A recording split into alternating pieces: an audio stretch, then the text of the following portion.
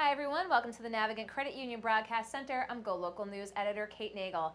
Thanks for joining us for the Tuesday 4 o'clock show. Before we kick off with Jennifer Lawless, the big news just broken by GoLocal Prav, you can read online.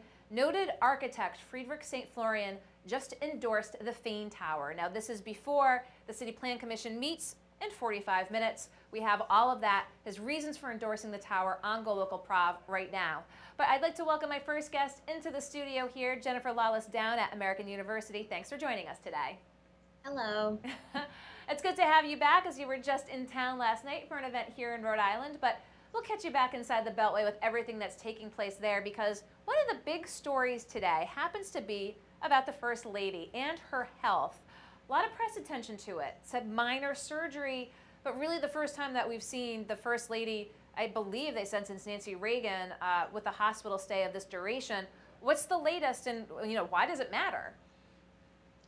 Well, I think it matters because we know very little about Melania Trump in the first place. She's incredibly private, and she was apparently able to get to Walter Reed, have diagnostic testing, and then ultimately have the surgery without anybody knowing that. And that's pretty remarkable. So I think right off the bat, that makes it somewhat interesting, and it's newsworthy because she's the First Lady. But what's particularly interesting to a lot of people here is this general sense that, wait, they're not telling us everything that we need to know. And there have been medical professionals on all of the networks talking for the last 24 hours about how if this is just a benign kidney condition, it doesn't make sense that she's in the hospital for a week. And all of the things that would require a hospital stay of 4 or 5 days are far more serious. And so there seems to be this sense that there's something more going on. And the White House is certainly not shedding light on that. Now, under ordinary circumstances, I'm not sure that in and of itself would be as much of a story, but it's sort of the same way that this administration treats everything else. They sort of roll out information on a basis that makes sense to them, but not necessarily anybody else. Well, a couple of potential storylines here. One is that potentially, clearly if the administration doesn't want to share the information, they're not sharing the information. If it is in fact a private matter, should the public be privy to just exactly what it is? Is that something the public deserves to know, or does the First Lady get a certain degree of privacy? I think she gets a certain degree of privacy, and frankly, she's entitled to that. But I also think that you've got to be careful when you're an administration that is always seen as covering things up or not necessarily telling information, conveying information in a way that makes a lot of sense. And so, as a result, if they would have just been a little bit more straightforward about what this condition actually is, I think that would have been the end of the story. But because they've been somewhat vague and the hospital stay doesn't map onto the vague description they've offered, there's this sense that they're trying to pull a fast one on us, even if they're not, and they're just trying to protect her privacy. Do we have latest numbers of the First Lady's approval ratings versus those of her husband's? On average, they're about 20 points higher than her husband's, and it's particularly glaring among Democrats. So a majority of Democratic women, or 45% of Democratic women, generally have a favorable impression of her. And some analyses that I've looked at have indicated that it's the women who are particularly turned off by Donald Trump that are most likely to like her, perhaps because there's this sympathy factor involved. And it's like, oh my gosh, you've got to spend your life with this man. We like you simply for getting up in the morning. Well, all eyes again on the health of the First Lady, again inside the Beltway, but a little further outside the Beltway, let's talk about the continued unrest in the Gaza Strip. With the establishment of the new embassy, was this expected? I think it was probably expected, but there were a lot of people that were hopeful that it would not happen.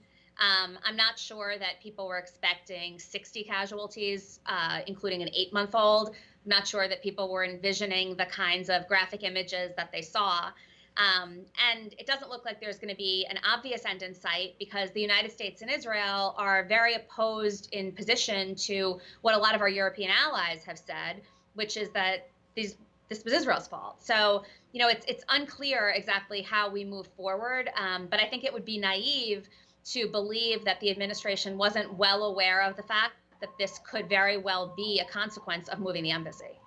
And of course, a lot of Israelis, and obviously supportive of the move to Jerusalem, clearly here in the United States, energized the base of Donald Trump, the Jewish voters. But let's talk a little bit. If this gets protracted, does this become a major issue for the Trump administration?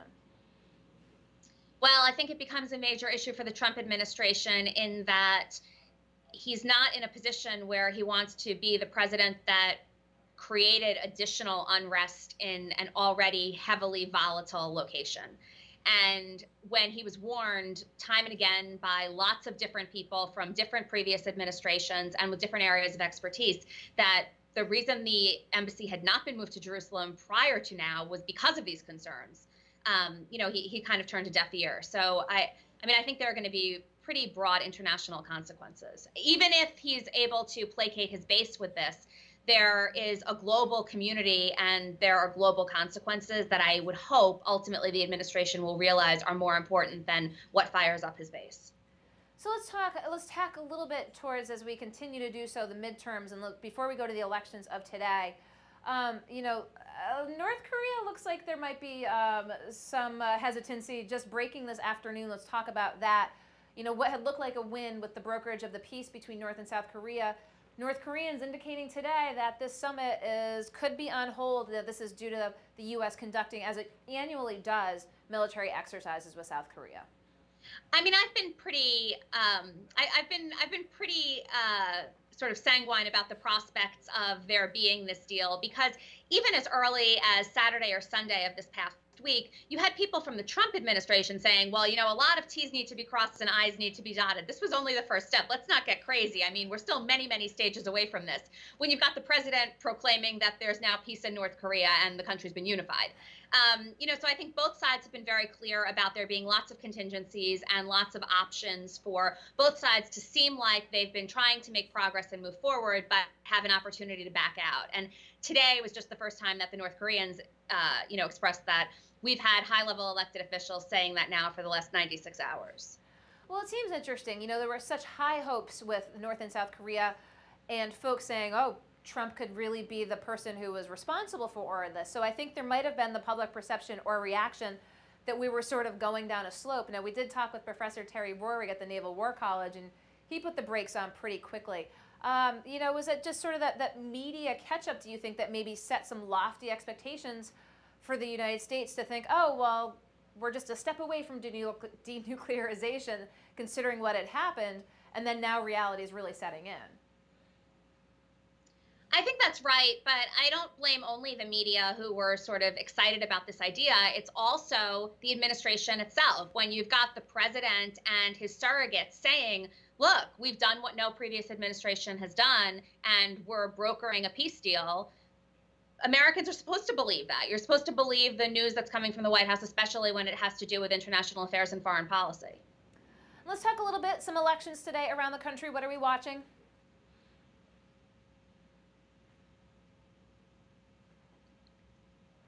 I lost you. Today's political activity, what are we keeping an eye on around the country today?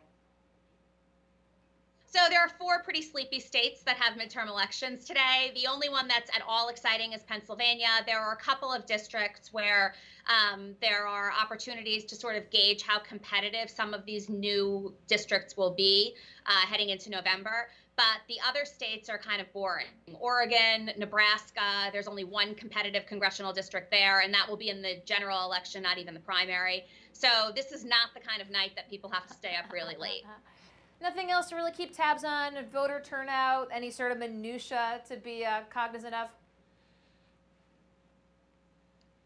So as far as the elections are concerned, I mean, one thing that I do think we should be paying attention to is in these boring races, what is voter turnout? Because the reality is that there are going to be 335 pretty boring congressional races on the ticket in November. And if we're not able to gauge the excitement that people have about the national prospects of the Democrats flipping the House or not, then we might be misperceiving what the likely outcome of November would be. So I would sort of pay attention to the enthusiasm or lack of enthusiasm in what otherwise would look like a pretty boring election night. So we'll Wednesday morning quarterback this tomorrow when we see what took place around the country. What else are we looking at in the coming week, Jennifer?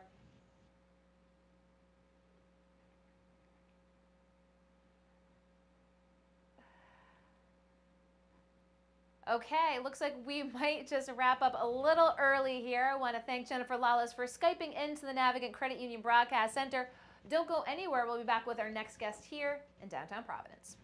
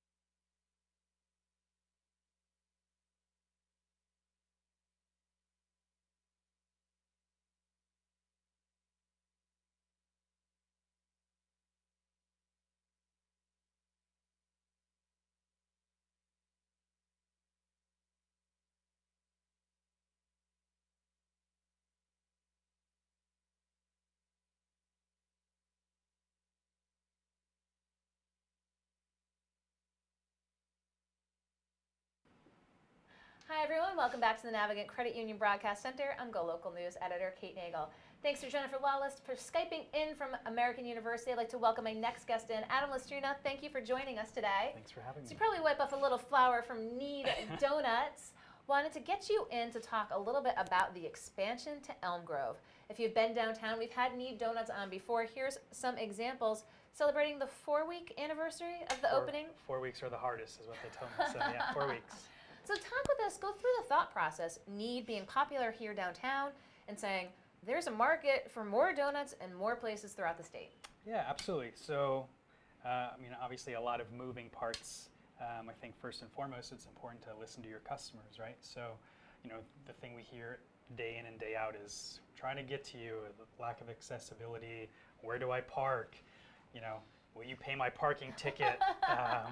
You know, I'm not paying, you know, $5 to, you know, then buy a donut. So I think we are, you know, fortunate to be in a good position to even consider opening up another location. And so, you know, what we wanted to do was sort of combat sort of our biggest complaint, which was sort of accessibility, lack of parking, and Elm Grove sort of seemed to fit that mold. Fit the bill. So how many places did you look at? Was that the best opportunity that presented itself? Did you cast a wide net? We went into it very open-minded. I think, you know, there are, again, a lot of moving parts getting, you know, because all of our donuts are made downtown. You know, we didn't necessarily want to be driving round trip, you know, an hour each way to, say, Newport, for instance. Yes. Especially, you know, one of the things that's, of course, important to us is consistency and quality. And, you know, right now on our busy days, specifically Saturday and Sunday, we're doing 2, if not 3 deliveries. Okay. So obviously can't exactly do that down to Newport fighting summer traffic. Ooh, that'd be And a little so, tough. you know, we kind of looked at the Providence area, looked into Cranston a little bit, but the Elm Grove site, you know, I'm quite familiar with the east side. It was a great location, and so we looked at probably 3 or 4 other sites, but that one, as soon as we saw it, we kind of knew that it sort of checked all the boxes. So tell us a little bit about going through a build-out, saying we're putting up a new donut shop, and talk about the nuts and bolts. How long did it take, and what were you really looking to achieve? As you said, it's a big space. It, again, it was more about the location for us. That space is actually 30% larger than our downtown space, so it's 3,000 square feet. So when we set out, it's like, yeah, we need 1,200, give or take. So it's quite literally almost 3 times the size that we really intended to take on. But as you know, sort of the Wayland Square area, east side, you know, whether that's, you know, the very small commercial zone on Elm Grove or Hope Street, there's really nothing ever available because it's highly sought after and desired. And so that space sat for 8 to 12 months, which is unusual, but the place was kind of a disaster and needed an incredible amount of work, and I think it probably scared a lot of people away. But it was a perfect spot for Need Donuts to expand to. And before we talk about the offerings that you have today, one of the things that's been seen as being very popular online is the kid and family component. There's a little mini kitchen for kids to play with, you know, little plastic, but to really pretend. Talk with us about that. It seems like it's been so popular. Yeah, it's sort of gotten all the attention, which is great. But sort of going back to the 3,000 square feet and extra space, it actually, you know, might sound silly, but presented a huge challenge because it's kind of, what do you do with all this space? There's not a, you know, 1,000 to 1,500 square foot kitchen. It's literally all retail. Like, we have a very small kitchen that has the basics, you know, dishwasher and ice machine and refrigeration, but there's really no equipment there. There are also other, you know, considerations in terms of number of seats that you're really allowed to have before you get into like that next, you know, classification of restaurants versus mercantile and the boring stuff. Okay. So, I mean, Brian and Todd, the other 2 owners, we sat down and was like, what do we literally do with all this space? So it's like, well, we know it's residential. You know, we've sort of, for somewhat biased reasons, having children ourselves, you know, we wanted, you know, to be a very family-friendly business. It's obviously very residential with lots of families and children and people walking, and so we wanted to sort of capture that. So it's like, why don't we build like a little mini donut shop?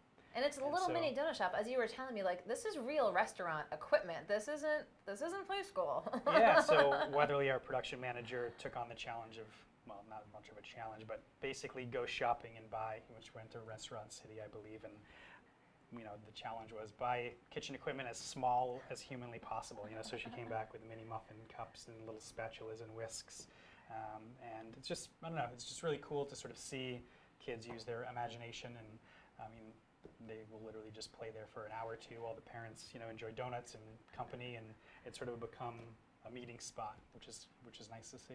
So let's talk nuts and bolts. And you said Mother's Day was, as you said, it's your Christmas Eve. Yeah, it turns out Mother's Day is pretty much our busiest day of the year, which is great. So busiest day of the year, how many donuts do you sell? Well, we hate throwing numbers out because it's not, it's important, but I think sort of quality, consistency, customer service are the things that are more important to us. But one of the challenges with our second location is our kitchen didn't get twice as big, just the number of donuts got twice as big. And so we certainly have limitations, so we made just over 3,000 donuts, and that was like flirting with our maximum. There's some refrigeration limitations and that sort of thing. So we made quite a few donuts. What have been the favorites? Go through what we have here, and I know that, what have been the best sellers? Yeah, well, one of the things that we continue to be very proud of is that our vanilla glazed brioche is our most popular donut. I think we always say you can't hide behind a vanilla glazed donut. That's the true test of the donut shop, right there. Sure, yeah, there's no hiding it. Like, it's either good or it needs something to mask the flavor, crazy toppings or what have you. And so I think there's 7 ingredients in that. Oh, pretty simple. And so it's very simple and executed, and is that one? Nope, that's this one right here, to perfection, So we take a lot of pride in that one because it's just out there. That's your bread and butter. It's our bread and butter. What else we got going on? Sure, yeah, so we do 3 varieties, cake, brioche, and old fashioned. So we've got chocolate cake, brown butter, pecan, which is, there are days where that one outsells the vanilla glazed, especially on the weekend when people are looking to sort of indulge. Little splurge. Vanilla old fashioned, and then we've got peanut butter and jelly and passion fruit. But we do anywhere between like 14 and 17 or so different varieties every day. Wow. So this is just sort of a This is select a little few. smattering of the selection. And then coming up with new donuts. Are there new ones if someone had been to need, and are there new flavors on the horizon? Yeah, so we're always trying to be creative and seasonal. I think one thing, again, that we've sort of built our business model around is sort of staple choices, right? So 70 to 80% of our menu never really changes. So you know what you're getting when you go in. Absolutely, yeah. So being consistent, like chocolate cake is sort of a donut staple. Vanilla glazed donut, old-fashioned donut, Boston cream jelly, like those things are never going to change. But we try to have 1 seasonal cake, 1 seasonal old-fashioned, and 1 or 2 seasonal brioche. Okay. And so June, July, and August are always really fun because there are so many things in our small summer, between blueberries, blackberries, strawberries. Get a little fruity. Yeah, so it's kind of hard to, try and fit it all in into such a small window. But definitely lots of fun things coming down the pike between those s'mores donut I think we're working on. A s'mores donut. You heard it here, working on a s'mores donut. Other things you're working on as well when you hear from families and customers that might have dietary restrictions. Oh, yes. So I mentioned to you earlier being, having celiac. We did start, we call them flourless because they're made in the same facility. They responsibly can't be called gluten-free. Of course. But essentially they are gluten-free. So we started that, the better part of, 6 to 8 months ago. And we started slow. We just did it on Saturday and Sunday, our busy days. And it's, we've seen it, basically the sales on weekends sort of triple. And so I feel like we've done a pretty good job raising awareness. And so I think next Monday, is it the 21st, 22nd, somewhere in there, we're going to start offering those 7 days a week. 7 days a week. You might see me popping in for a flourless chocolate donut. Yeah. Any other plans moving forward? 4 weeks into Elm Grove, you're probably like, whoa, let's just take a breather here. But so wildly popular. Any thoughts for next steps? Yeah, so customers are great, and they're always they always like to voice their opinion. So we've gotten lots of suggestions and feedback. We've got outdoor seating being delivered, hopefully in the next week or so. Okay. It's a very small patio. Hopefully down the line we can expand that, but we'll have some outdoor seating, which again, another reason why we sort of gravitated to this space. Something that the downtown space unless we converted the alley into a weird alley seating, probably would never have. Might look to expand hours, probably in the fall when school's back in session. We've got that feedback a lot, which is sound. For more like the after school time frame, the snack time? We try, and there's a lot of similarities between the two, but you know, it's again very residential, a lot of schools and such in the neighborhood. You know, school doesn't really get out until 2:33, and by that time, you know, we close at 3. And so a lot of suggestions to stay open later so that they can kind of get a donut on the way home from school. But again, school kind of finishes up in the next few weeks. Summers tend to be a little bit slower in the afternoon because it's summer. It's nice summer, outside. but what? Pick up donuts and go to the beach. Pick up donuts and go to the pool. Well, I mean, I just mean to say at 3 o'clock. At 3 o'clock. On an 85, 90 degrees summer day, we wouldn't really expect people Maybe to you be worked up hanging an out in appetite at the beach or the pool. Perhaps. Well, I appreciate you taking the time to come here. Yeah, It's been so all much. the buzz that Need has been over on Elm Grove. Adam Lestrina, thank you so much. Thank you so much. Appreciate it. Don't go anywhere. We'll be back here in the Navigant Credit Union Broadcast Center with a gubernatorial candidate.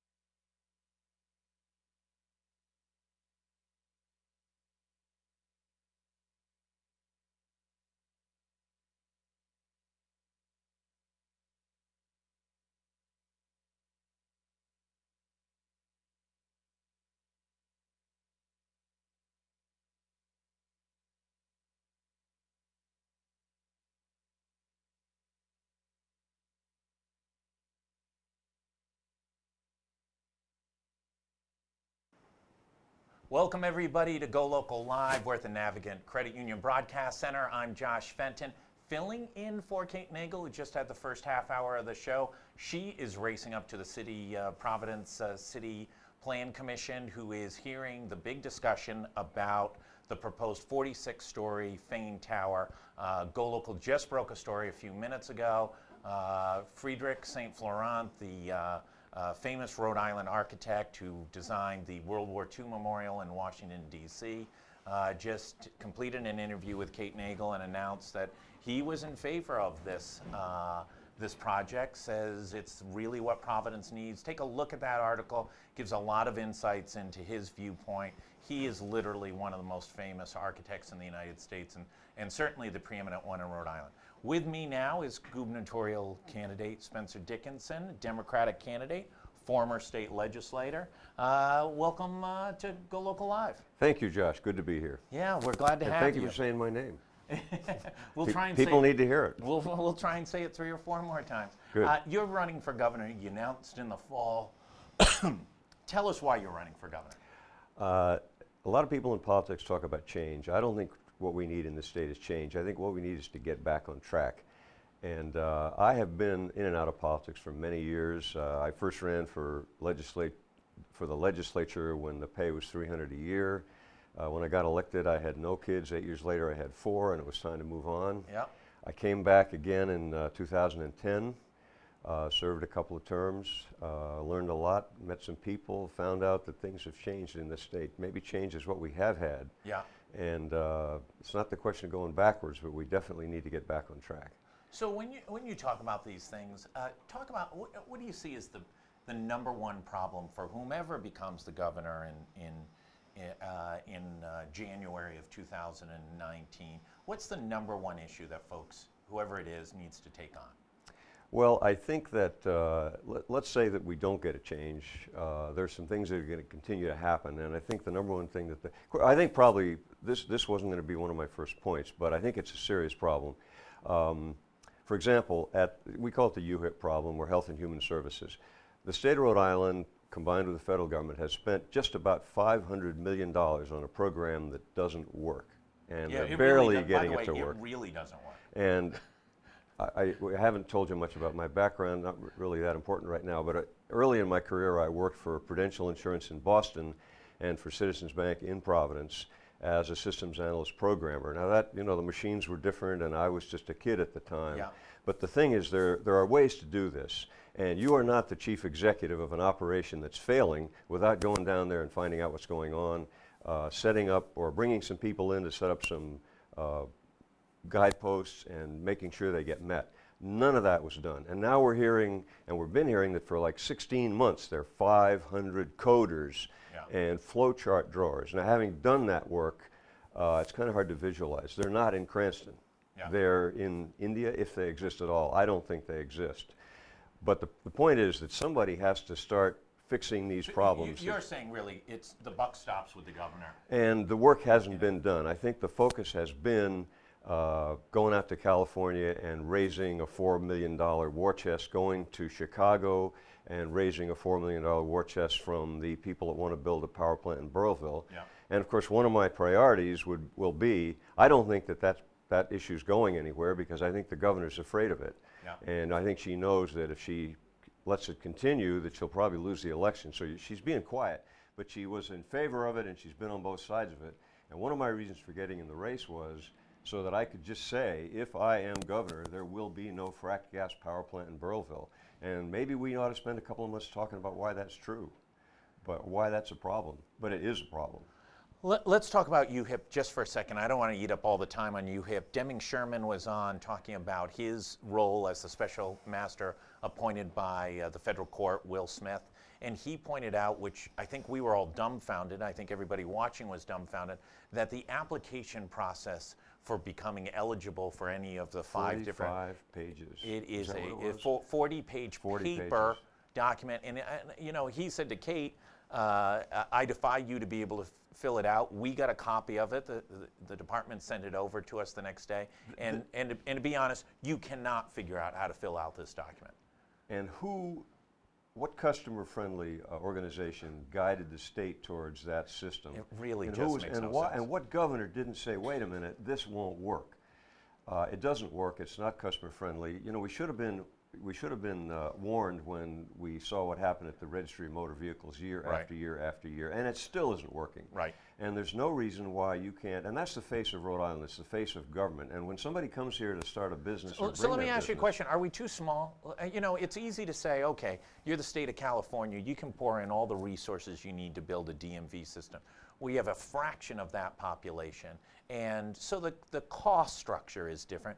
Or are we just not innovative enough to say, call up Governor Baker and says, hey, your DMV system seems to work, can we borrow it? That would be a sensible thing to do. And unless you were maybe trying to spend some money with Hewlett-Packard, who worked on it for years, Yeah.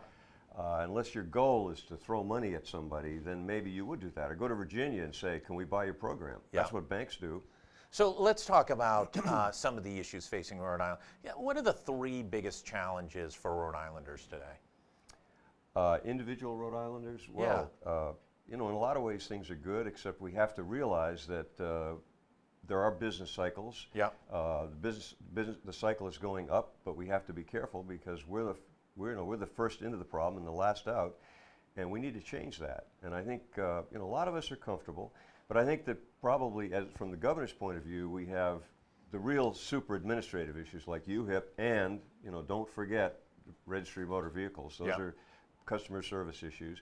We have business development issues. Amazon came here, looked at a picture of the Fleet building, Superman building covered with mirrors stuck all over it. Right. Didn't make any sense to them. But the real problem that they had was, I think, they wanted to bring 50,000 employees. I haven't written Amazon off yet. I think we still might be able to get them to change their mind. But part of the problem is we are building in Rhode Island 1,100 homes a year. At our best year that I can remember in the past, it was like a couple thousand and some. Yeah. But it needs to be 3,500 or more. And when you do that, number one, it's the Cardi factor. You're going to sell some mattresses. Yeah, right. And you're going to sell some dishwashers.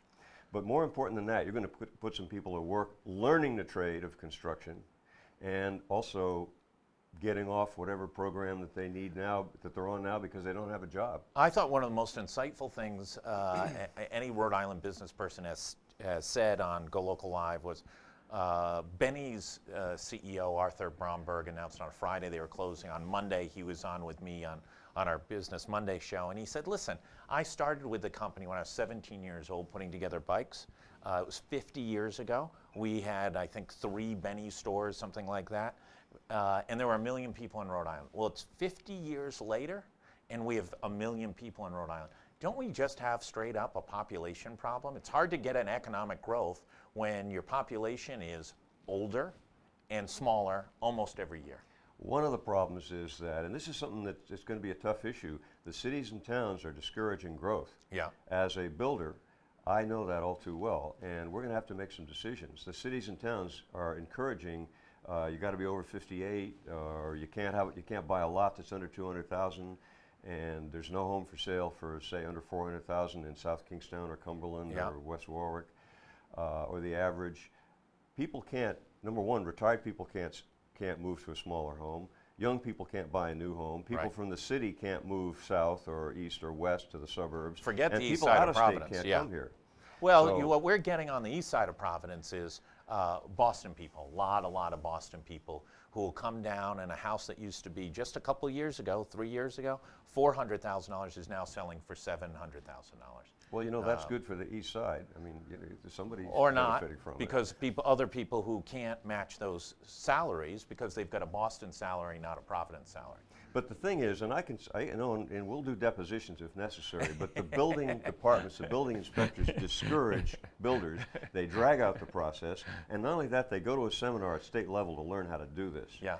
So don't be surprised if there's a housing shortage and your schools are half full. And I don't know, you know, the town manager says, hey, I just pulled a smart move. Everybody in this development is going to be over 58 years old. Yeah. Yeah, except guess what? How about all those empty school buildings? Is that really the future of your community? I don't think it is. And that million people you're talking about, that's going to be less than 1 million, and we're going to lose a congressman. Well, I think we're going to lose a congressman. Kids Count has the numbers, and I'm not wildly comfortable with how they do their analysis, but because they're using censuses and survey data mixed together. But in 2000, according to the 2000 census, there's about 260,000 children in Rhode Island, and now it's about 210,000 children in Rhode Island. Not a good trend. Not a good trend at all. So we need, it might not be Amazon, but we need people to come here, we need people to stay here, and the people that stay here, you know, I got 4 kids, 3 of them live out of state. So you've done your job, right? None of this 1.5 children. You've been a 4 guy. My kids, I got 4 kids, they're grown up, they're out of college, they have How kids. many live in Rhode Island? One of my kids lives in Rhode Island, and until recently, took the train to Boston. So that's the story. But there are a lot of things we can do in economic development. We're giving away the shop in terms of $63,000 subsidies for each job, that type of thing. Yeah.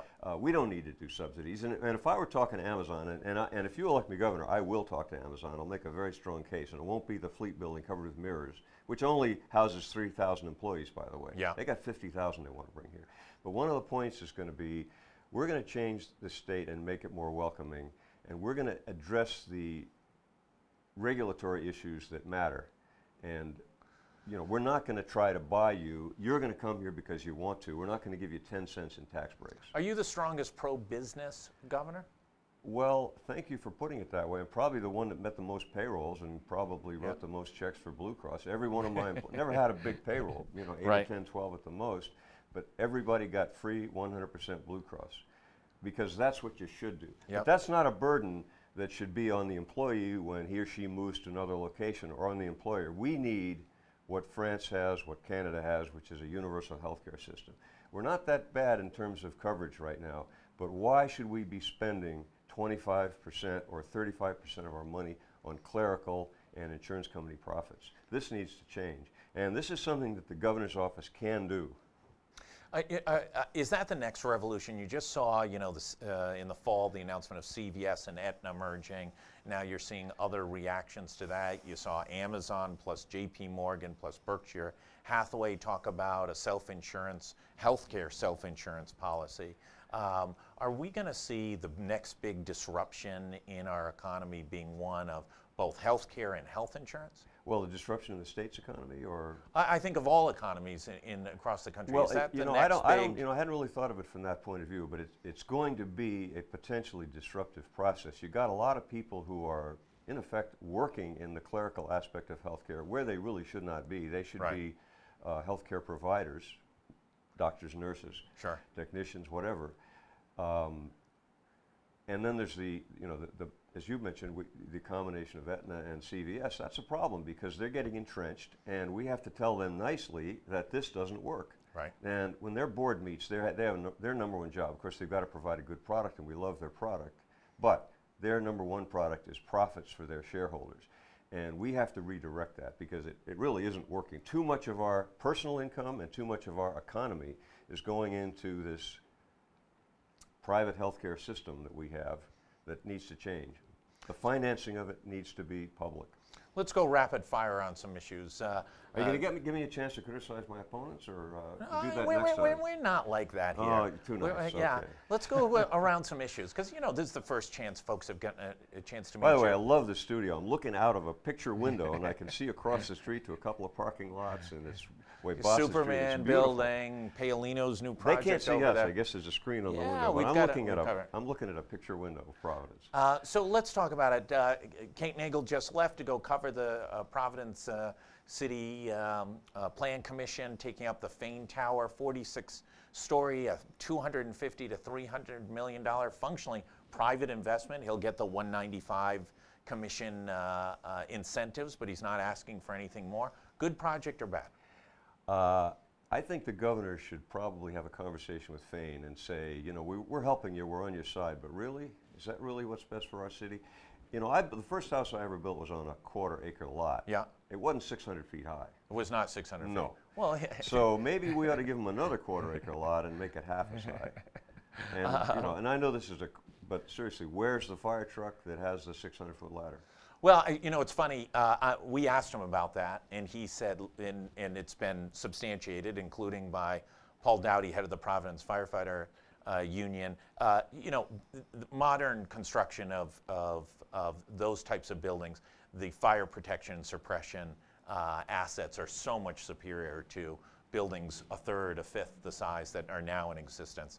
That's not really generally But when the you big. drive by the building and it stands by itself and it's the Sure. biggest thing in the city, Yeah. you're still going to get that feeling. There's something a little too big about that building. Too big. Could be. Paw Sox financing, $40 million to the ownership group. Nobody wants to do this, and nobody in the Speaker's District, District 15, apparently wants to do this. Here's the problem, and it's the problem with our governor, Gina Raimondo. She should show some leadership. She should sit down with the owners of the Paw Sox, and she should say, what's really the best deal we can get from you? Right. And when she does this, she should have done some research. She should know the owner of every single piece of property that might be in that downtown renewal area. Yep. And she ought to know she ought to find out if there's a buy-sell agreement. She ought to look them in the eye and say, who really owns that property? Who's going to buy it if this deal goes through? Right. What's the real value of this deal? What are we going to do with the old stadium? She or some leader needs to do that and then bring it back to the people. Is it a $15 million contribution? Maybe they can build 2/3 of the stadium, like adding the family room later. Yep. Maybe the luxury features, if it catches on, if it does what we hope it does, they can come in a couple of years. We don't have to spend the whole nut in the first year. So what she needs to do is to bring back to the people a proposal. Do you want to spend $15 million? Will you support a bond issue? Mm-hmm. And that raises the issue of moral obligation bonds. Yep. Don't get me started on that. They All right, are let's jump totally over. illegal. $250 million bond before the voters, in all likelihood, this year to improve schools across the state. Every school, yay or nay? of course, should be warm, safe, and dry. Yep. I don't think every school should be new. And one of the things that public employees and teachers are very well aware of, painfully aware, is that when the state takes on bond obligations, Yep. that puts a strain on the budget because it's like a home mortgage. You can mortgage anything you want, but you're going to have to pay that mortgage. And in future years, we're going to have to pay off those bonds. So every time you do $1 billion in bonding, Yep. you are stressing the budget to the point where there are no raises for the public employees. And the public employees just supposedly got a 4-part raise. It's not even keeping up with inflation. It doesn't even cover the inflation since the last raise. We're not treating our public employees fairly. You know, and that reminds me of the pension issue. In 2011, we changed pensions in Rhode Island. I believe we broke a contract. Yep. And there were there are two things you have to do to break a contract legally. One is you have to have a compelling need, and the other thing you have to have is no plausible alternative. Right. We had alternatives. I proposed a bill the night that the pension reform was passed. They didn't even want to hear it. Gordon Fox gavelled me quiet. We need to revisit that issue. One of the reasons is, number one, it was illegal. Number two, it was unfair. But most important, we're going to have to hire a whole new generation of public employees in a tough market. We have to have credibility, and we have to offer something in the compensation package. Those COLAs need to come back. All right, let's go to Providence Water Supply Board. Should it be sold? That's a terrible idea. Have you ever been out to Situate and looked at the building? And I have been there many a time. It's a beautiful... Former Providence City Councilman. Well, you go in the front room and it looks like the CIA headquarters, a beautiful brass plaque right in the middle. And a couple of years, I don't know, maybe 6, 8 years ago, they did a complete refurbishment of their system without a bond issue. This organization was well run for a long time. If you had to replace it, it would probably be, you couldn't, because, you know, where's the land going to come from? Yeah. But if you had to replace it, it would be $1 billion. I believe that there's a buyer out there that would pay that for it. That's a terrible idea. But let's not, number one, let's not undervalue it, because when you undervalue it, there's plenty of potential for shenanigans and... You're anti-shenanigans. I am the anti-shenanigan candidate. That's right. And I mean it, too. Should Deloitte be fired? You know, I'd have to take a closer look at that. Is there something to salvage? But as you said, maybe there's another state that has a program. I'm going to say they probably should be fired. Yeah. Superman building, let's just say it's $100 million to rehab that building. Some say that's on the conservative level based on the appraisal done by Scotty and Associates 3 or 4 years ago. But let's just say it's $100 million. To resurrect that building, should we taxpayers, through whatever financing scheme, put in as much as $50 million? I don't think so, and I don't think we have to either. I think when they shut down the building, essentially they chased Bank of America fleet out of there. Bank of America fleet, I believe, could have been convinced to stay in 1/3 of the building. We still have people coming down and, you know, buying coffee over at Tommy's, yep, which they used to do. We chased them away, and I think the reason we, or the people that own the building, chased them away because they thought, well, we'll do a little refurbishment here, yep, and maybe if we hire the right lobbyist, we can get the legislature to drive a dump truck over to our place and dump $35 million in our yard. Right. No, we don't need to do that. We didn't need to do it then. We don't need to do it now. I don't know whether, you know, I don't know who's going to buy the building. I don't know what's going to happen. I'm not even sure who still owns it. But I think the value is there, and I don't think that the refurbishment is $100 million. Let's jump over. Let's go to the last one. You know, by the way, as a builder, you want a builder for your governor, because anytime somebody proposes a project, whether it's a school or the fleet building, I'm going to walk around and I'm going to say, show me the asbestos, show me the rust. I want to see it. Yep. And, you know, getting back to the school issue, we could have state employees and teams re-roofing all of our schools. We don't have to spend $1 billion. They got to be warm, safe, and dry, but let's not go overboard with this. U.S. Supreme Court yesterday in the Christie versus NCAA opened up the door for states to This is expand. the issue I was hoping you wouldn't ask me about. Okay, and that's it. No, sports betting for each of the states. The governor's got $23.5 million penciled in, or actually penned into the fiscal year 2019 budget. Is this a good idea? This is a big expansion. Well, it's probably going to happen. It's moving fast. It's yep, on skids, and we're probably going to see it. I'm not sure that I like it in the first place. Yep. And I'm darn sure I wouldn't have put 23 or whatever it was, 24 million in the budget, assuming that I knew the outcome of a Supreme Court decision. I don't understand how that works. So if we get the books expanded where we're like in London where they bet on everything, you know, what color shoes the Queen is wearing today or something like that, what's the Providence line on Spencer Dickinson winning the governorship in 2018? The over and the under on that. Yeah. Let's just say that I want to quote Bernie, who said something a couple of years ago. He said, "Don't underestimate me." Now there's the bright shiny object. There's Matt Brown. He's in the race. Yep. Gina's got $4 million. She's going to have 30 field officers. She's already hired all my friends. Yeah. Luckily for me, I don't have that many, but she's already hired them as poll workers and field operators. Yeah. It's going to be tough. But Yep. the thing is, I've read, there's a very important thing. This is if anybody wants to take something away from this show, there's a study that shows that the most you can get, no matter how much money you have, is 4 or 5% because people are paying attention. And I think in Rhode Island right now, that's going to be an issue. Yeah. Are you going to vote for a candidate that's trying to buy your vote? Well, some of the people might, and that's where the 4 or 5% comes from. So if she's at 35, we're not sure that's true. Maybe she can go to 40. So there's 60% left. Now, we got 3 Democratic candidates in a race right now, and who knows how that's going to work out. Sure. But I'm in it. A last word from you, and then I'll wrap up. Josh, thank you for putting me on the air. I appreciate it. I hope I get a chance to come back. Absolutely. A great studio, great business you have here, and a real model for what people ought to be doing in this state. Doing it right here at the local level.